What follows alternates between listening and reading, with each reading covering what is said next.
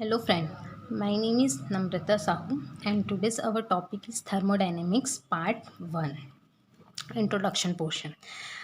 पहले हम लोग देखते हैं कि थर्मोडायनेमिक्स होता क्या है, इसका यूजेस क्या होते हैं। तो फर्स्ट ऑफ ऑल थर्मोडायनेमिक्स दो वर्ड से मिलकर बना होता है, thermo plus dynamic. Thermo means होता है हीट एंड डायनेमिक मीन्स होता है मोशन। तो इसका मतलब होगा heat in a motion. Heat in a motion means heat transformation.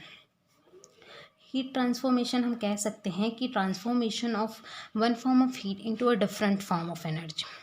We know that कि energy can never be created nor be destroyed, it only converted into one form of energy to a different form. So हम लोग इसमें इस chapter में हम लोग क्या पढ़ेंगे, हीट का ट्रांसफॉर्मेशन। हीट का ट्रांसफॉर्मेशन मतलब how heat can be converted into work और how it can be converted into a different form of energy for our need.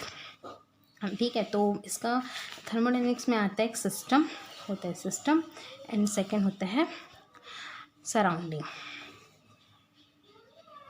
तो सिस्टम क्या होता है, कोई भी मैटर जो वर्क करता है या जिसके द्वारा वर्क डन होता है उसको बोलते हैं सिस्टम। और मैटर के बाद जितने भी स्पेस होते हैं यूनिवर्स, उसको क्या बोलते हैं, सराउंडिंग और universe.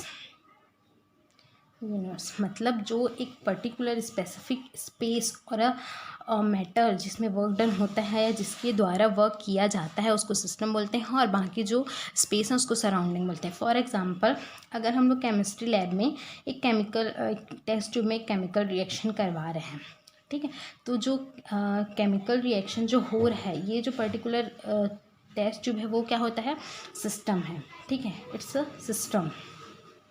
But the whole chemistry class और a whole we can say college, वो क्या है, यूनिवर्स है, वो क्या है, सराउंडिंग है।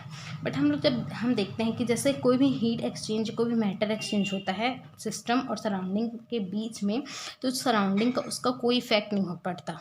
क्यों? लाइक हम जैसे केमिकल रिएक्शन हो रहा है टेस्ट ट्यूब में, तो उसका हीट जो है, जैसे हीट रिलीज़ हुआ, तो क्या वो छोटे से टेस्ट ट्यूब का जो हीट रिलीज़ हुआ वो पूरे केमिस्ट्री लैब के टेम्परेचर को इंक्रीज़ करने में हेल्पफुल है? नो। तो हम लोग बोल सकते हैं कि जो सराउंडिंग या यूनिवर्स है उसका जो एनर्जी है वो हमेशा कांस्टेंट रहता है। इट विल नॉट डिक्रीज और increase by the action of system. ठीक है, तो ये हुआ सिस्टम और सराउंडिंग।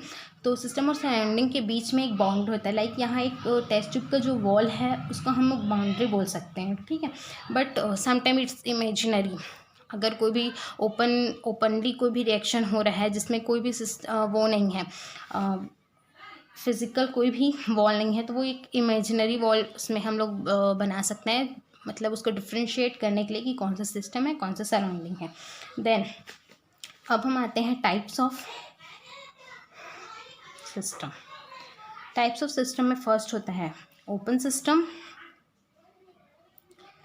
सेकंड होता है close system, and third one is isolated system.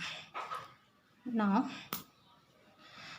Open system क्या होता है, कोई भी सिस्टम लाइक हम लोग एक ओपन वेसल लेते हैं। एक ओपन वेसल में मान लो कोई भी केमिकल रिएक्शन हो रहे हैं, तो इसमें केमिकल रिएक्शन में क्या होगा, मैटर भी ट्रांसफ़र होगा, हीट भी एक्सचेंज होंगे। The exchange of matter as well as heat between the system and the surrounding is called open system. मतलब ये सराउंडिंग हुआ, that one is the system.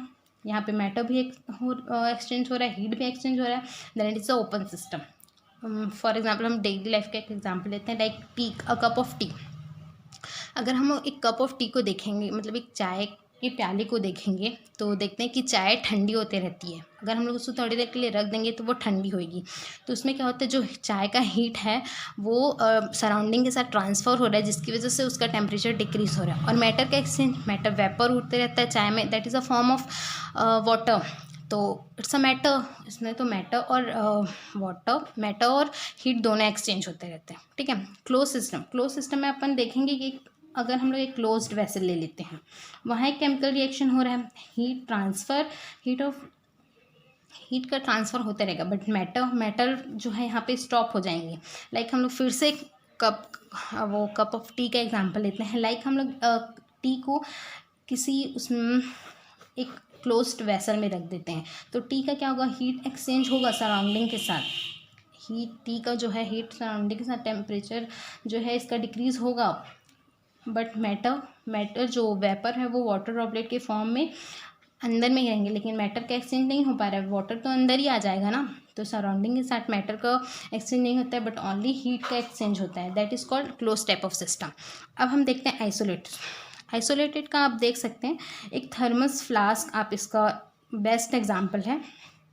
तो आप देखते हैं कि तो थर्मस फ्लास्क में चाय रहते हैं, तो इसमें ना हीट का एक्सचेंज होता है, वो चाय बहुत देर तक गर्म रह सकती है, उसमें हीट का एक्सचेंज नहीं होता है, ना उसमें मैटर का एक्सचेंज होता है। तो जिसमें हीट और मैटर दोनों का एक्सचेंज नहीं होता, वो क्या होता है, आइसोलेटेड सिस्टम होता है।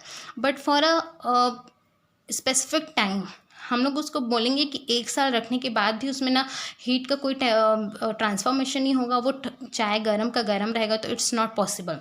For a particular time period जो है वो मतलब मैक्सिमम टाइम पीरियड होता है जिसमें वो हीट को एक्सचेंज नहीं करता है, ना ही मैटर को एक्सचेंज करता है। तो ये क्या हो गया आपका isolated system.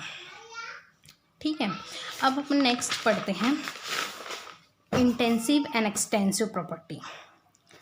What is intensive and extensive property? हम अब एक मैटर का, एक सब्सटेंस का टुकड़ा लेते हैं, इसका मास है m, टेम्परेचर है T। ठीक है, अब हम इसको हाफ में डिवाइड कर देते हैं। अब देखते हैं क्या इस हाफ पोर्शन में, चलिए इसको ए का नाम दे देते हैं, इसको बी का नाम देते हैं, क्या ए वाला पोर्शन में टेम्परेचर और बी वाले पोर्शन में टेम्परेचर कितना होगा? क्या टेम्परेचर दोनों में हाफ हाफ डिवाइड हो जाएगा? नो, इसमें भी टेम्परेचर T होगा, इसमें भी टेम्परेचर T होगा। बट अगर हम मास को देखें तो क्या दोनों का मास इक्वल होगा? नो, मास हाफ में डिवाइड हो जाएगा, ये m/2 होगा, ये m/2 होगा। तो अपन देखते हैं कि टेम्परेचर में जो क्वांटिटी का है मतलब ये इंडिपेंडेंट है, कोई डिपेंडेंट नहीं है इसमें, और but mass it's a dependent, ये चेंज हो रहा है। तो इसमें ये होता है इंटेंसिव प्रॉपर्टी, मतलब होता है टेम्परेचर जो है इंटेंसिव प्रॉपर्टी है। इंटेंसिव प्रॉपर्टी मतलब होता है ऐसे प्रॉपर्टीज़ जो कि क्वांटिटी या कंसंट्रेशन ऑफ अ सब्सटेंस में डिपेंड नहीं करते, वो उसके इंडिपेंडेंट रहते हैं, वो वेरिएबल्स कहलाते हैं इंटेंसिव प्रॉपर्टी। और ऐसे वेरिएबल्स जो कि मास या कंसंट्रेशन में डिपेंड करते हैं उसको बोलते हैं एक्सटेंसिव प्रॉपर्टी। ठीक है, वो लाइक हम एक और एग्जांपल लेते हैं। अगर हम एक बीकर में 100 ml के बीकर में CH3COOH लेते हैं, एसिटिक एसिड लेते हैं, तो अगर हम लोग इसको 50 ml के में डिवाइड कर देंगे तो क्या वॉल्यूम में चेंज आएगा? ऑफ कोर्स आएगा। ये अगर इसका वॉल्यूम 100 ml है तो ये 50 ml और 50 ml होगा, क्योंकि हम लोग इसको हाफ हाफ में डिवाइड करते हैं। बट टेम्परेचर चेंज नहीं होगा, क्योंकि इसका भी टेम्परेचर T है। मान लो कि 25 डिग्री सेल्सियस है, तो चाहे वो 50 मिलीलीटर हो या 20 मिलीलीटर हो, उसका भी 25 डिग्री सेल्सियस होगा, इसका भी 25 डिग्री सेल्सियस होगा। तो आई होप समझ में आ गया होगा कि इंटेंसिव और एक्सटेंसिव प्रॉपर्टी क्या होता है। अब हम देखते हैं कि कौन कौन सी चीज़ इंटेंसिव प्रॉपर्टी है, कौन कौन सी चीज़ एक्सटेंसिव प्रॉपर्टी है।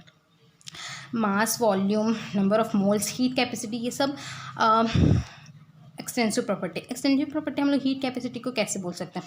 मान लो कि एक छोटा सा ब्लॉक लेते हैं उसमें और एक बड़ा ब्लॉक लेते हैं, उसमें हम लोग को 10 डिग्री सेल्सियस इंक्रीज़ करना है। तो क्या होगा, हम लोग को क्या इस छोटे से बॉक्स को 10 डिग्री सेल्सियस इंक्रीज़ करने में कम हीट लगेगा और इसमें करने में ज़्यादा हीट लगेगा, तो ये हीट कैपेसिटी हुआ। अब देखते हैं इंटेंसिव प्रॉपर्टी क्या क्या होता है। इंटेंसिव प्रॉपर्टी में like temperature, concentration, pressure, refractive index, ये सब क्या है, इंटेंसिव प्रॉपर्टी है। ठीक है, अब हम लोग इंटेंसिव और एक्सटेंसिव का प्रॉपर्टीज़ देखेंगे। ठीक है, प्रॉपर्टीज़ क्या होता है, लेट्स से कि एक एक्सटेंसिव प्रॉपर्टी है ए और दूसरा एक्सटेंसिव प्रॉपर्टी है बी। हम लोग कोई भी एक्सटेंसिव प्रॉपर्टी को डिवाइडेड बाय करते हैं एक्सटेंसिव प्रॉपर्टी से, तो हमेशा इंटेंसिव प्रॉपर्टी आता है। ठीक है, like A divided by B is equal to always intensive property variable. For example like हम लोग एक एक्सटेंसिव प्रॉपर्टी लेते हैं, like mass upon volume. Mass upon volume is equal to density. Mass is an extensive property, volume is an extensive property, but density is an intensive property. Okay, सो जब भी दो extensive property को divide किया जाएगा हमेशा answer रहेगा intensive property. अब हम लोग देखते हैं एडिटिव प्रॉपर्टी। एडिटिव प्रॉपर्टी देखते हैं कि कोई भी एक्सटेंसिव प्रॉपर्टी एक extensive property additive property show करता है, but intensive property additive show नहीं करता है। एडिटिव प्रॉपर्टी वी कैन से कि हम जैसे बोले कि इस मास को हम लोग, इसका टोटल मास m है बट हम लोग डिवाइड कर दिए इसको हाफ में, तो ये m/2 हो गया। तो हम लोग इसको ऐड कर सकते हैं कि m/2 plus m/2 is equal to m, then it is a additive property. हम लोग इसको ऐड कर सकते हैं। बट अगर हम लोग बोलेंगे कि इसका टेम्परेचर T है लेकिन इसका भी टेम्परेचर T है, इसका भी टेम्परेचर T है, सो हम लोग ये T1 अब प्लस T2 लाइक इसको बोल दें T1 ये T2 है तो T1 plus T2 is equal to T, ये हम लोग नहीं कर सकते, इसलिए T1 plus T2 is equal not equal to T2, इसमें होगा T1 is equal to T2 is equal to T। So ये एडिटिव प्रॉपर्टी नहीं है और ये एडिटिव प्रॉपर्टी